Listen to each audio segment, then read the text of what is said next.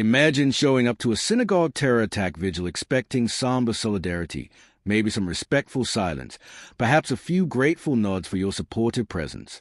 Instead, you get absolutely obliterated by the grieving crowd screaming shame on you, you have blood on your hands, and you're not welcome here. That's not a minor political disagreement. That's a complete public mauling at what should be the most unifying moment possible.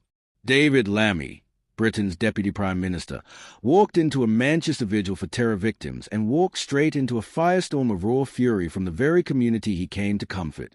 They didn't want his sympathy. They wanted him gone. And what unfolded was one of the most brutal political rejections you'll ever witness, where every word Lammy spoke was drowned out by accusations that government policy has Jewish blood on its hands. This isn't spin. This isn't media exaggeration. This is a community in trauma telling their leaders they've catastrophically failed. Let's break down this absolute disaster. So here's the nightmare scenario David Lammy walked into.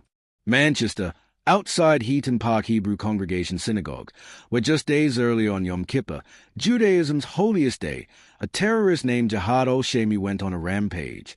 He drove his car into worshippers, wielded a knife, tried forcing his way into the synagogue. Police responded within 7 minutes and shot him dead. But in the chaos, two innocent people, Adrian Dolby, age 53, and Melvin Kravitz, age 66, tragically died. 3 others were seriously injured. The Jewish community was shattered, traumatized, terrified. And into this powder keg of grief and rage walks David Lammy, presumably thinking he's doing the supportive politician thing by showing up. The crowd was having absolutely none of it. From the moment Lammy appeared, the heckling started and it was vicious. "Shame on you," echoed repeatedly through the vigil. Someone shouted, "Go to Palestine," which is quite the accusation to hurl at Britain's Deputy Prime Minister at a terror attack memorial. Others screamed, "You have blood on your hands," which is about as damning as political accusations get. Then came, "You're not welcome here today," the ultimate rejection. This wasn't polite disagreement. This was visceral, unfiltered rage directed at a man who supposedly came to offer comfort, but instead became the target of community fury. The crowd had very specific demands, and they weren't shy about voicing them. Multiple people demanded Lammy and the government stop the pro-Palestine marches scheduled for that weekend. Think about the absolutely brutal timing here.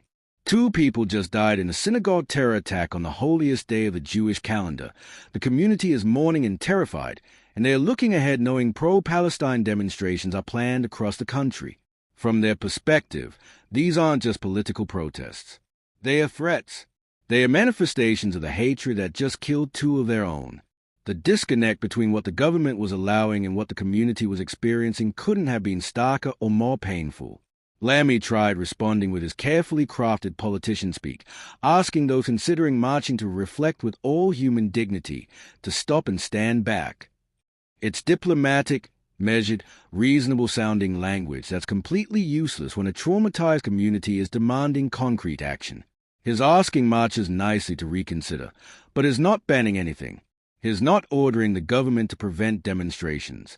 He's appealing to people's better nature, and the crowd immediately saw through it. They shouted back, "Tell them to stop," because polite requests aren't the same as actual protection when people feel their lives are in danger. Here's where it gets absolutely devastating. Joanne Sheldon, a 61-year-old woman from Radcliffe, Bury, literally turned her back when Lammy started speaking. That's not just disagreement. That's total rejection.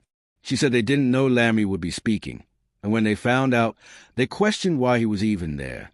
Then she said something that should send chills down every politician's spine. Jewish people don't feel it's safe in Britain now. Let that sink in. In 2025, in the United Kingdom, members of the Jewish community are openly declaring they don't feel safe in their own country. That's not political rhetoric. That's lived reality from people who just watched 2 community members die in a terror attack at their place of worship. Her friend Haley Lawson went even further with an observation that's been simmering in Jewish community for months. She talked about hatred being stirred up by pro-Palestine marches and made a devastating point. There were marches about Ukraine and Russia at the beginning of that conflict, but those disappeared. There are countless humanitarian crises worldwide, but nobody's marching about those. So why, she asked, do pro-Palestine marches continue week after week, month after month? Her conclusion was brutal. These marches are against Jewish people, pure and simple, because if they weren't, they'd be marching about other things going on in the world. That's a community saying we see what's happening, we know what this is really about, and you're not protecting us from it. Lammy pushed through the heckling, attempting to deliver her prepared remarks about standing together in grief, solidarity, and defiance. He talked about senseless murders on Yom Kippur and shared something deeply personal, revealing his best childhood friend James Adams was killed in the July 7th, 2005 London bombings, literally blown to smithereens, in his words. That's raw, visceral language showing genuine connection to terrorism's horror. Lammy wasn't speaking theoretically. He has lost someone to terrorist violence, and he emphasized that everyone feels terrorism, that Britain knows its impact from the Manchester arena bombing to the synagogue attack. But here's the tragedy. Even that personal revelation, even genuine empathy about losing friends to terrorism, wasn't enough to bridge the gap, because the Jewish community wasn't questioning whether Lammy personally understands terrorism. They were questioning whether his government is doing anything meaningful to protect them from the hatred that creates terrorism.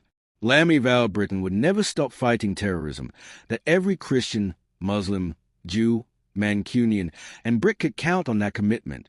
It's powerful rhetoric that should resonate, but when you're being heckled throughout your speech with accusations of having blood on your hands, those words ring hollow. Want every angle on British political chaos as it unfolds?